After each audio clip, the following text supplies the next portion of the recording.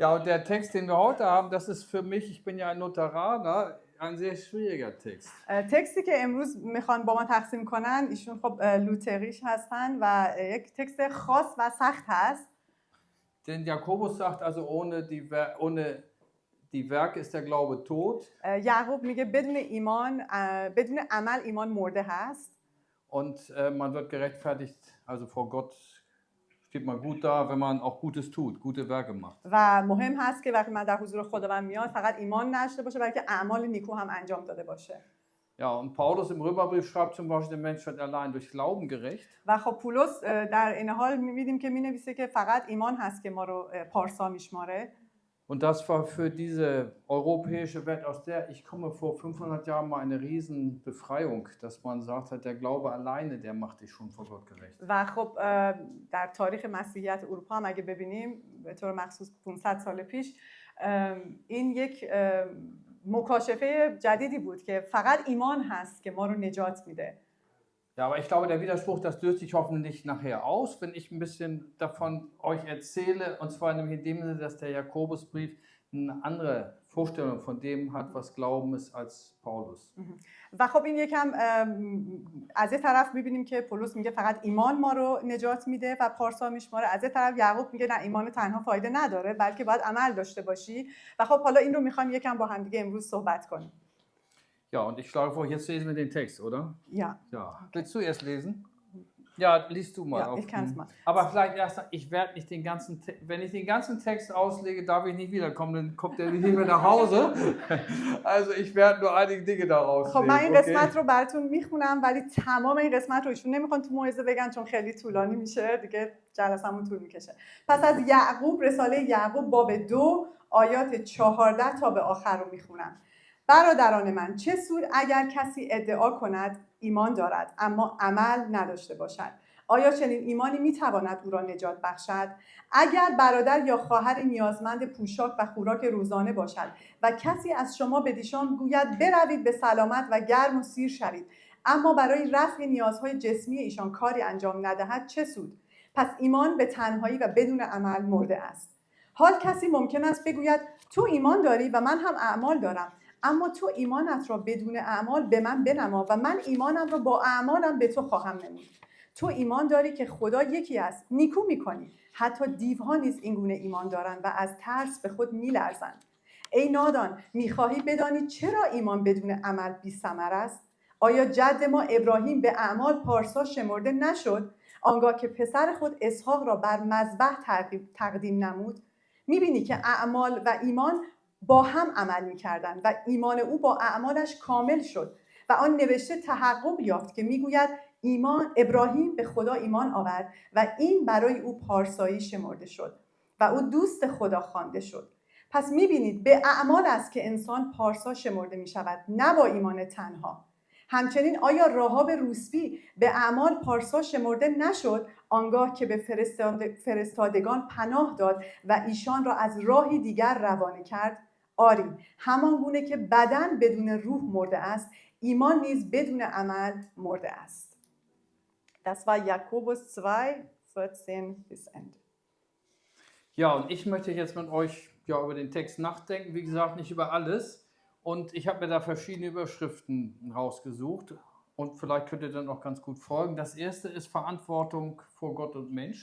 خب از این قسمت من یک زیر مجموعه یک چیزهای در آوردم که اونو میخوام با شما تقسیم کنم و اولیش هستش kannst du das bitte nochmal wiederholen? Verantwortung vor Gott und Mensch. Also ich muss mich vor Gott und Mensch verantworten. مسئولیت در برابر خدا و در برابر انسان. Dann, was erwartet Gott eigentlich von mir? خدا از من چه انتظاری داره؟ Ja, dann Glaube, Nächstenliebe und gute Werke. Wie hängt das zusammen? و اینها این موضوعاتی هستن که میخوام بگم و بعد ایمان و محبت به همسایه. Und am Ende reden wir noch über den Glauben als Quelle oder als و Kraft. آخر سر هم راجع به ایمان به عنوان منبع اون چیزی که به ما کمک میکنه در این مسیر پیش بریم. Ja, jetzt fange ich an mit Verantwortung vor Gott und Mensch. Es ist ja so. در مورد اولش که مسئولیت در برابر خدا و انسان هست میخوایم صحبت کنیم. Wir werden alle ständig beurteilt. خب ما همش مورد قضاوت قرار میگیریم. Also man kann fast sagen, euer Selbstwertgefühl ist wahrscheinlich die Sammlung der guten Urteile, die andere über euch gefällt haben. و حتی میتونیم بگیم اون ارزشی که خودمون برای خودمون میذاریم یک مجموعه هست از نظرات و قضاوت‌هایی که دیگران در مورد ما دارن. Ein erstes Beispiel, versetzt euch in die Lage meiner armen Mutter, 3 schlimme Söhne. من اگه به مادر خودم فکر کنم 3 تا پسر داشت. Und immer hat sie gekocht. همش بر ما آشپزی میکرد. Ja, und dann gibt es ja schon wieder das Urteil der Kinder, hat es geschmeckt, hat es nicht geschmeckt. و ما هم به عنوان بچه‌های قضاوتش میکردیم خوب بود، خوشمزه بود یا خوشمزه نبود. Und mein Vater hat das Urteil abgemildert und gesagt, ihr dürft nichts Schlechtes über das Essen eurer Mutter sagen. و پدر منم گفت اصلا که اجازه ندارید راجع به آشپزی مادرتون بد بگید. Das ist jetzt erstmal ein harmloses Beispiel, weil nehmt euch jeder Schüler, der morgens in die Schule geht. حالا این یک مثال خیلی اوکی بود. در نظر بگیرید اون دانش آموزی که هر روز میره مدرسه.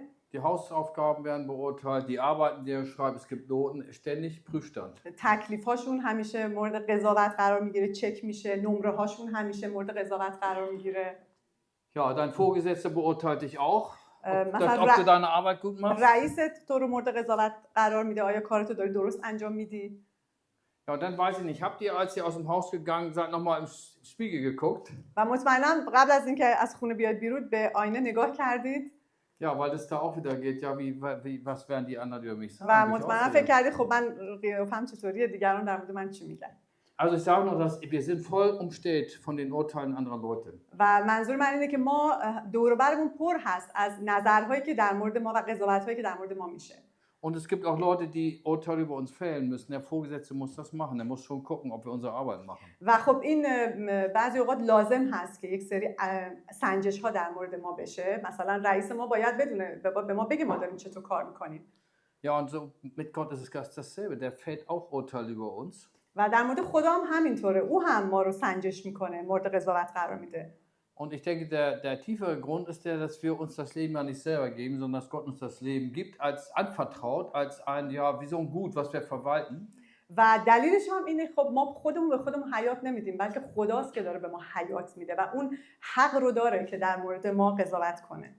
Und wenn du jemandem was leihst, dann und ihm was anvertraust, dann wirst du nachher von dem wissen, wie er damit umgegangen ist. و وقتی که تو به یک شخصی یک چیزی قرض میدی، مثل خداوند که این زندگی و حیات رو به ما داده، به اون شخص قرض میدی، تو انتظار داری که ببینی چطور با اون چیزی که بهش دادی رفتار کرده. Und so ist das mit uns ja auch. Das Leben ist doch eine wunderbare, tolle Sache. Das ist unglaublich, dass ich leben darf. Aber irgendwie muss ich mich dafür auch verantworten. Ich kann das nicht einfach verschleudern. و اینکه همین که من اجازه دارم حیات داشته باشم و زندگی کنم خیلی ارزشمنده و nemitunam این رو همینطوری خرابش کنم، به بتالت بگذرونم. Ja, und die letzte Verantwortung, vor der wir stehen, ist nachher, dass wir in Gottes Gericht stehen. و آخرین قضاوت اون روز دادگاهی نهایی هستش که در برابر خداوند قرار میگیریم.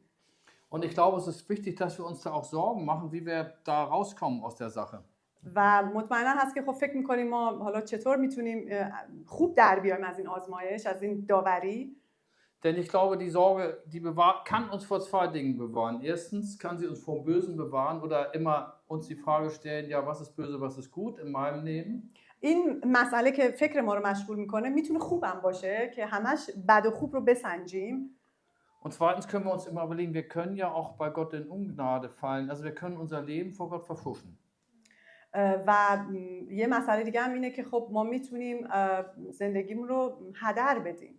Nicht ohne so ein letztes Gericht ist es eigentlich egal, was ich mache. پس این داوری نهایی برای ما مهمه، چون اگه این نباشه دیگه برای من مهم نیست من چطور دارم این زندگی رو به پیش میبرم. Und es gibt auch keine letzte Gerechtigkeit. اگه داوری نهایی نباشه. Denn die Welt ist doch ungerecht. Überleg mal, wenn ich im Kongo lebe, in Goma, dann sitze ich in der Blechhütte und habe nichts zu essen, wenn ich Pech habe. Aber mit welchem Grund bin ich eigentlich in Deutschland geboren und nicht im Kongo? Das war eigentlich total ungerecht. Und mir ging es immer gut, ich hatte immer Geld, also kein Leiden. مثلا من خودم خب توی آلمان به دنیا اومدم، همیشه همه چیز برای من بوده، غذا داشتم، سقفی برای زندگی داشتم و نه توی کشوری که به هر حال مثل آفریقا که شرایطش فرق میکنه و من خب چقدر خوشبختم که توی این شرایط به دنیا اومدم. Und deswegen finde ich es so wichtig, dass eben Gott nicht nur der liebe Gott ist, sondern auch der richtende Gott. و من چطور از این موهبتی که به من داده شده که مثلا اینجا به دنیا اومدم دارم ازش استفاده میکنم و برای همین هستش که خداوند خوب و بد رو میسنجه. Ja, aber richtender Gott heißt auch, der erwartet was von mir und erwartet, dass ich seine Erwartungen auch erfülle. پس وقتی خداوند داوری میکنه kannst du das bitte wiederholen? Ja, also Gott erwartet ja was von mir und dass ich diese Erwartung erfülle und daran misst er mich ja auch. پس خداوند یک انتظاری از من داره و این انتظار رو در پایان در روز داوری میسنجه. Das würde ich am liebsten mit euch erstmal diskutieren, was will der eigentlich von mir, der liebe Gott. Aber ich glaube, das ist kann man ganz kurz sagen. Also in 2 Sätzen könnte man das ausdrücken, finde ich. میتونیم در 2 جمله میتونیم راجع به این خیلی طولانی با هم بحث داشته باشیم ولی تو 2 تا جمله میتونیم این رو خلاصه کنیم. Ja, und der eine Satz ist, liebe Gott von ganzem Herzen. که من خداوند رو از تمامی قلبم با تمامی قلبم دوست دارم. Und der andere ist, liebe deinen Nächsten, also deinen Mitmenschen von ganzem Herzen. یعنی ایشون دارن چیزایی رو میگن که خدا از ما انتظار داره. یکی این که خداوند رو با تمامی قلبم دوست دارم و همسایه خود رو با تمام قلب محبت میکنم. Und jetzt sagt der Jakobus erstmal völlig zu Recht, ja, es gibt ja viele Leute, die glauben, sagen durchaus, na, da ist noch ein Gott. و یعقوب درست میگه خیلی آدما هستن که میگن بله خب خدایی وجود داره. Aber das ist ihnen eigentlich völlig egal, nicht? Die leben so, als wenn es Gott gar nicht gäbe. ولی خب جوری زندگی میکنن انگار اصلا خدایی وجود نداره. Und da sagt es etwa so, du triffst draußen jemand auf der Straße, er hat nichts an, es ist kalt und sagt der Mensch, kannst du mir nicht helfen, dass ich ins Warme komme? Und dann sagst du zu dem, ach Junge, geh doch nach Hause und hab's schön warm. Nicht? Der hat gar kein Zuhause. Also das ist ja eine Verhöhnung. و همینطور که یعقوب هم گفت مثلا یک کسی رو فرض کنید بیرون میبینید و لباسی بر تن نداره و سرده میاد به شما میگه من سردمه. خب کافی نیست ما فقط بهش بگیم برو تو خونه گرمت میشه در حالی که این شخص اصلا بی خانمان هست و خونه‌ای نداره. Und da hat natürlich Jakobus recht, dann ist der Glaube tot. Nicht? Also wenn ich sage, ja, es gibt zwar einen Gott, aber mich kümmert Gott eigentlich doch nicht und die anderen Leute auch nicht, egal wie es denen geht, ist mir völlig egal. Ja. پس در میبینیم که یعقوب درست میگه ایمان بدون عمل مرده است. اگر بر من مهم نباشه که ایمان داشته باشم ولی مهم نباشه که دیگری چطور بهش میگذره. Ja, aber ich finde, wir gucken jetzt erstmal auf dieses erste und das zweite Gebot, weil ich denke, man kann gar nicht wirklich an Gott glauben, ehrlich, an den Glauben. ما به این 2 مورد که اشاره کردیم میخوایم بیشتر در این مورد بریم جلوش. این خب خیلی مهمه وقتی کسی که میگه من ایمان دارم Ohne dann auch für die anderen da zu sein, also dass die einem auch am Herzen liegen. چون اگر به کسایی که یعنی محبت همسایه اگه نباشه خب این ایمان نمیتونه عمل کنه. Ja, auch nochmal ein Beispiel, nicht? Also ich hatte jetzt einen Vater, der war sehr gut mit uns, aber stellt euch vor, ich wäre ein schlechter Vater, wenn ich lieber in die Kneipe gehe, als mit meinem Sohn Hausaufgaben mache. خب فرض کنید یک پدری باشه که خوب با فرزندش هنگامی که داره تکالیف انجام میده رفتار نکنه.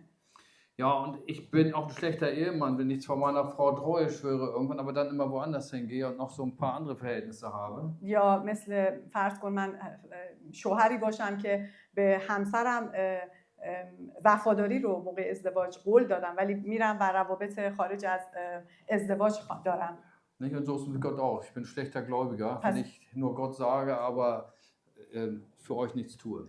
و همینطور میتونم یک ایماندار بد باشم اگه کلی بیام از خدا بگم ولی کاری برای دیگری نکنم. Ja, und da bin ich jetzt beim ersten Gebot, das besagt ja, du sollst keinen anderen Gott haben außer den einen, nämlich den Vater Jesu Christi. و اون فرمان اول که کار خدای بنده دیگری نمیتونی داشته باشی به جز خداوند عیسی مسیح. Ja, und das heißt, Luther hat das mal wunderbar ausgedrückt. Was ist eigentlich dein Gott? Dein Gott ist das, woran du dein Herz hängst. Da hängst du mit deinen Fasern dran, da gehen deine Gefühle rein und dafür engagierst du dich. Beispiel, ihr kennt die Fußballfans, nicht, die sich einen Schal umhängen, ihren ganzen Samstag drauf fahren, nach irgendwo hinfahren. Die sind aber zu 100%, wenn sie im Stadion sind sie bei ihrem Verein. خب اون خدای تو چی میتونه باشه؟ خب اون چیزی که فرض کنید قلب ما رو همش داره جای قلب ما رو پر کرده و برای ما اهمیت داره. مثل کسایی که عاشق فوتبال هستن هر هفته شنبه ها لباسای مخصوص فوتبال تیم مورد علاقه‌شون رو میپوشن و میرن و هر جا تیمشون برنامه داره اینا میرن. Ja, und ich denke, darum geht es auch bei Gott, dass wir wie so ein Fan eigentlich auch unser Herz ganz hängen und das machen wir ja auch. Wir kommen hier in Kleidung, wir ziehen uns an, wir tun alles, damit unser Herz dann auch wirklich aufgeht, wenn wir von Gott reden und von ihm hören. و در مورد خدا هم همینه، ما میتونیم یه فن مثل فن فوتبال میتونیم فن خداوند باشیم، هر یک شنبه لباسای خوبمون رو میپوشیم میایم به کلیسا.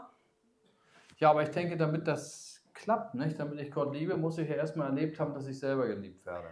و اگر بخوام واقعا خدا رو دوست داشته باشم باید خودم هم این عشق رو احساس کرده باشم. Ich komme nochmal zu meinen Eltern mit ihren 3 Söhnen. دوباره به مثال مادرم با 3 تا پسرش برمیگردم. Also ich hatte super Eltern, die waren streng, ja, aber sie waren unheimlich liebevoll und haben alles für uns getan, hätten das letzte Hemd gegeben, hätten sich aufgeopfert für uns.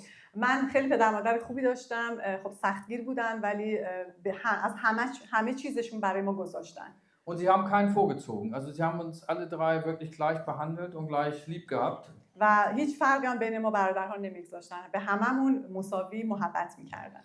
Und das war doch für uns Kinder die Basis. Warum haben wir unseren Eltern vertraut? Warum haben wir sie geliebt? Weil wir so viel Zuwendung, Fürsorge gekriegt و haben. این برای ما بچه‌ها هم مهم بود، برای که می‌دیدیم که این محبت رو از روی محبت پدر مادرمون تجربه کرده بودیم. Aber für mich bedeutet das doch immer, die Eltern lieben mich, auch meine Brüder also, und ich liebe meine Eltern. Ich konnte doch meine Eltern nicht lieben, ohne auch meine Brüder lieb zu haben. Es waren zwar böse Jungs und ich habe mich viel mit ihnen gestritten, aber ich habe sie trotzdem. Wir haben uns auch manchmal geschlagen, nicht? Also es ist ja bei den, ich bin da ganz ehrlich, wir haben uns manchmal, dann kam meine Mutter und aber es gehörte auch dazu. Aber letztendlich, wir haben heute wirklich ein enges Verhältnis. Also, und das verdanken wir dieser gleichen Liebe unsere Eltern, und wir haben wirklich Interesse aneinander. Also meine Brüder wissen ganz genau, dass wir für sie da sind. Ja. Die Arme.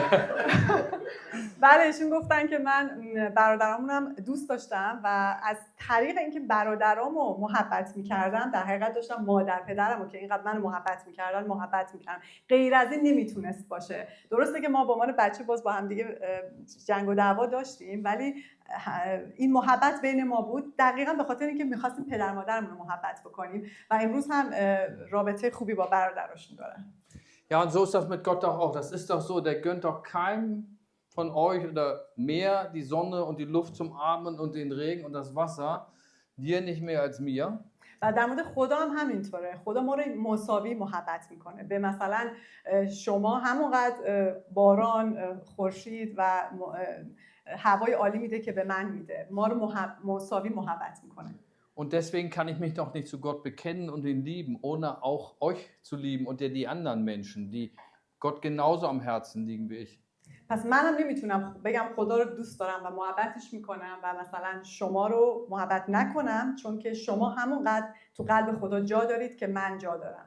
Und ich habe das ja schon mal gesagt, zur Liebe, das gehört ja immer auch, also ich kann keinen lieben, dem ich nicht vertraue und ich kann auch keinem vertrauen, den ich nicht liebe. و در مورد محبت اینو گفتم من نمیتونم کسی رو محبت بکنم که بهش اعتماد ندارم و برعکس. Und in meiner Tradition, also bei den Luthern, war das immer Glaube, ist Vertrauen in einen Gott, der mich liebt und tatsächlich für mich sorgt. Also ich kann alles von dem erwarten, alles Gute. و ایمان هم که در ایمان مسیحی ما هست ما به خدای اعتماد داریم که ما رو دوست داره و ما رو محبت میکنه برای همین بهش اعتماد میکنیم چون اون به ما محبت میکنه. Genau, Paulus sagt, wenn du das tust, wenn du wirklich von Gott immer alles Gute erwartest. و erwartest du nicht von Gott. Doch, wenn du immer alles Gute von ihm erwartest. و اگه تو همیشه از خداوند خوب انتظار عالی داری dann bist du schon voll in der Beziehung mit Gott drin und er bejaht dich. و خداوند به تو لبیک میگه به تو آرزوهای تو رو بله Paulus, genau. Paulus sagt. Ja, also Paulus sagt, du musst alles Gute von Gott erwarten, die Gnade, die Liebe, aber ohne dass du es dir kaufen kannst. بله پولس میگه که تو همه چیزای عالی و نیکو رو میتونی از خداوند انتظار داشته باشی و این اونطوری نیست که تو داری برای این بها میدی که خدا این چیزای عالی رو به تو بده.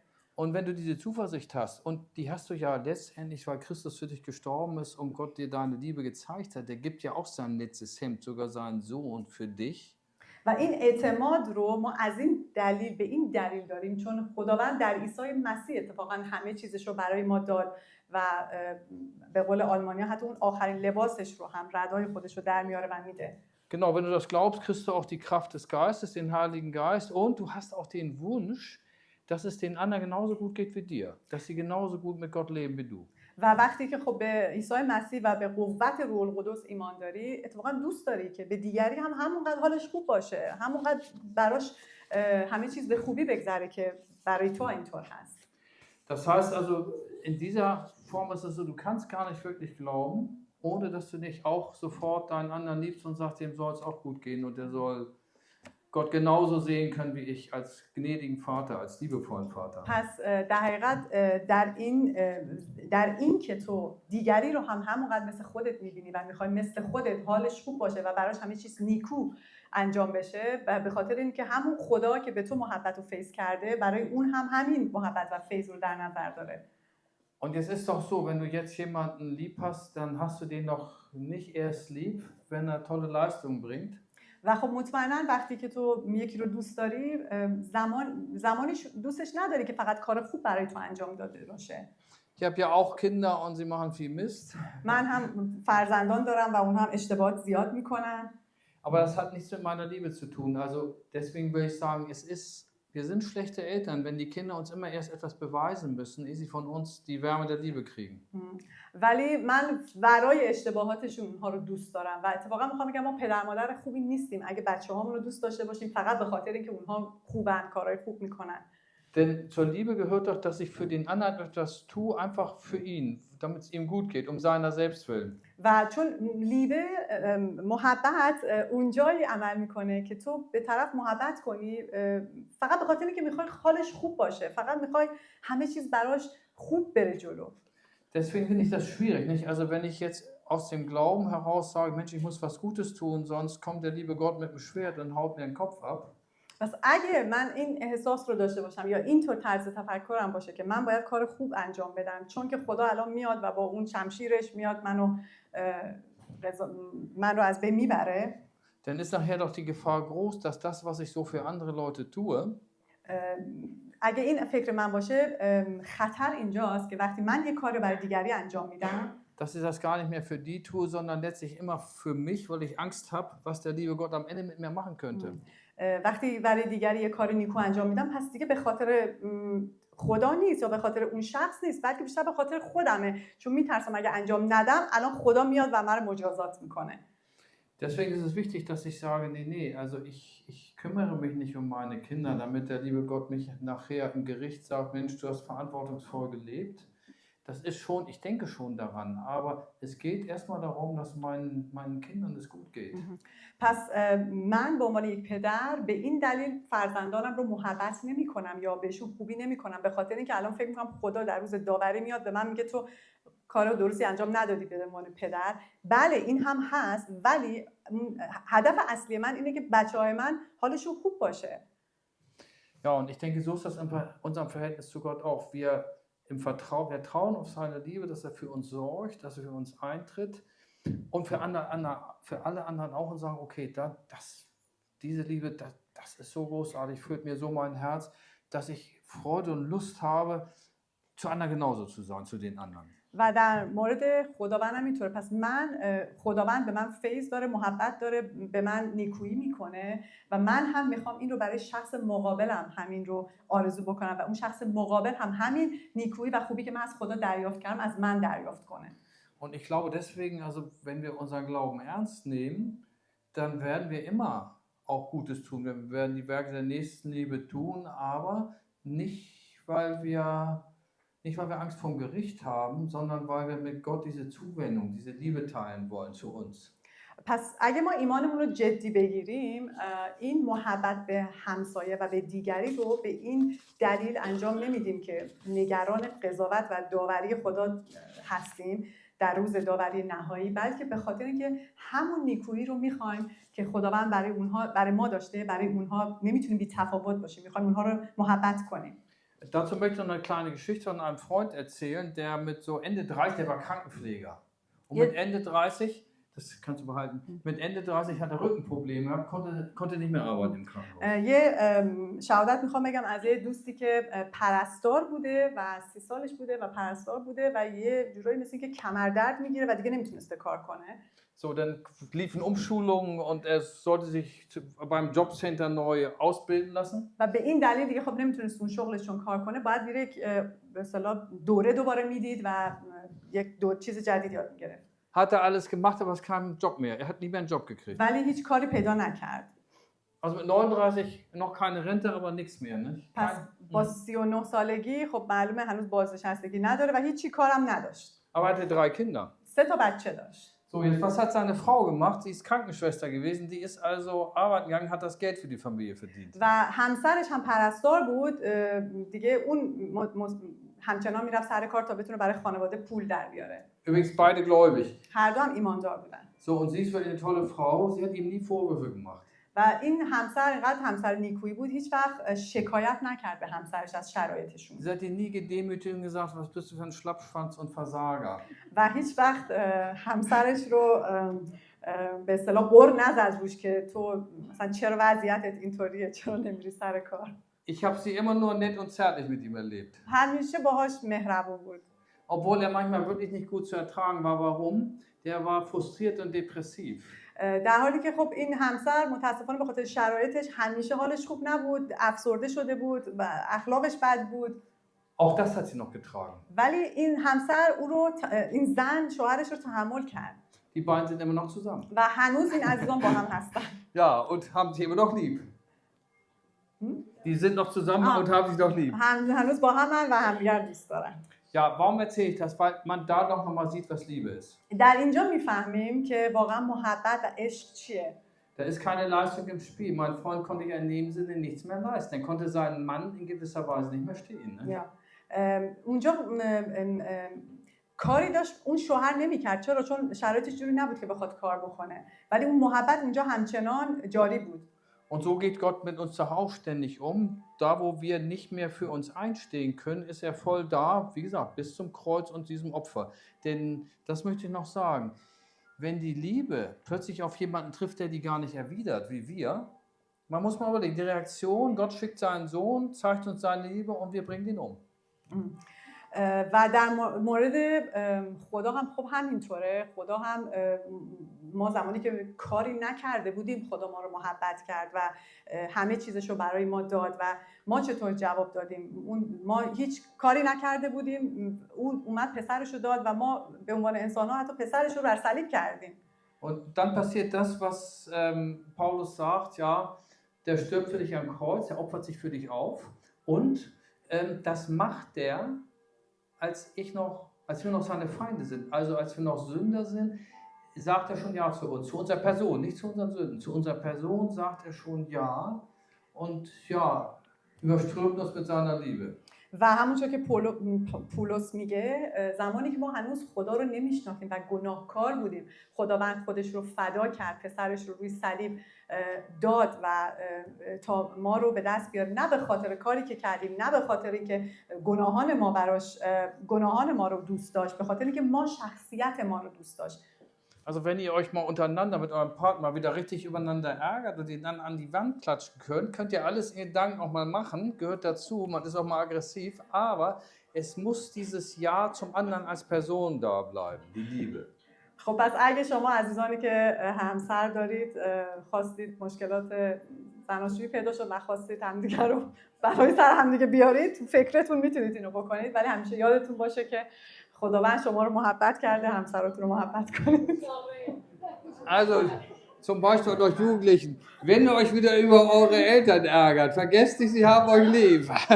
Und ihr sie. اگه از پدر مادراتون عصبانی هستید بدونید که عاشقتونم. محبتشون کنید. Ja. Also ich weiß, worüber ich rede, weil ich ja meine Tochter fand das schon total uncool. 1. Klasse und da sagte sie zu mir, ich wollte sie in die Schule bringen, in die Klasse, sagte, Papi, das willst du doch nicht wirklich. Du willst mich doch wohl nicht in die Klasse bringen. Das fand sie schon blamabel. Also ich kann das alles verstehen, aber die Liebe war trotzdem da. مثلا از دخترشون مثال میزنن که وقتی یک کلاس اول شده بود میخواست ببرتش تو کلاس بذارتش و ایشون ناراحت بود، این بچه میگه بابا نمیخوای این کار با من بکنی، منو تو کلاس بذاری و بری. نه، ولی خب محبت ایشون بودش.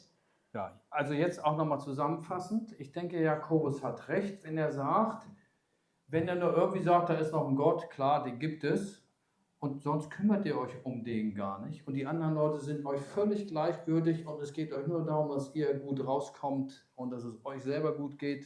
Und dafür geht ihr vielleicht so über Leichen.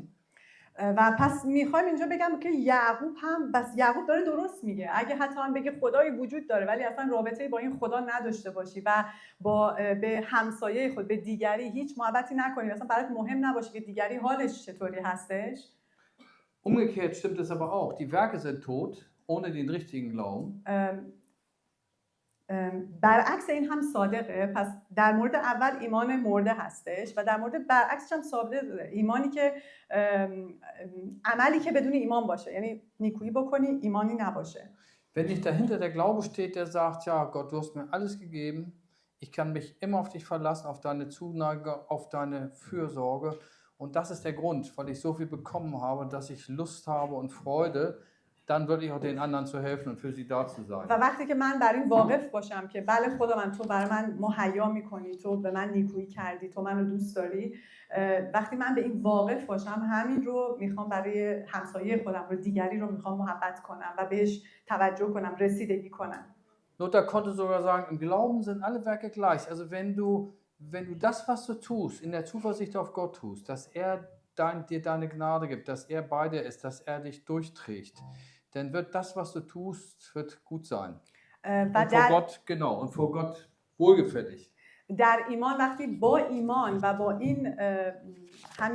با این حقیقت که خداوند تو رو محبت کرده، همه نیکویی تو از خداوند داری و در ایمان وقتی یک نیکویی میکنی، یک عمل انجام میدی، اون خداوند اون عمل رو مقبول خداوند خواهد بود. Deswegen kann ich nur sagen, letzter Satz, aber jetzt wirklich der letzte. آخرین جمله. Ja, also lasst uns mit Lust und Freude glauben. بذاریم با اشتیاق ایمان داشته باشیم. Und lasst uns dann mit Liebe füreinander da sein, nicht weil wir uns was davon versprechen, sondern weil es schön und gut ist für. و با محبت در کنار هم دیگه باشیم، برای نه اینکه فقط خب باید اینو انجام بدیم، بلکه این یه کار زیباییه، یه کار عالیه که ما انجام میدیم. Amen.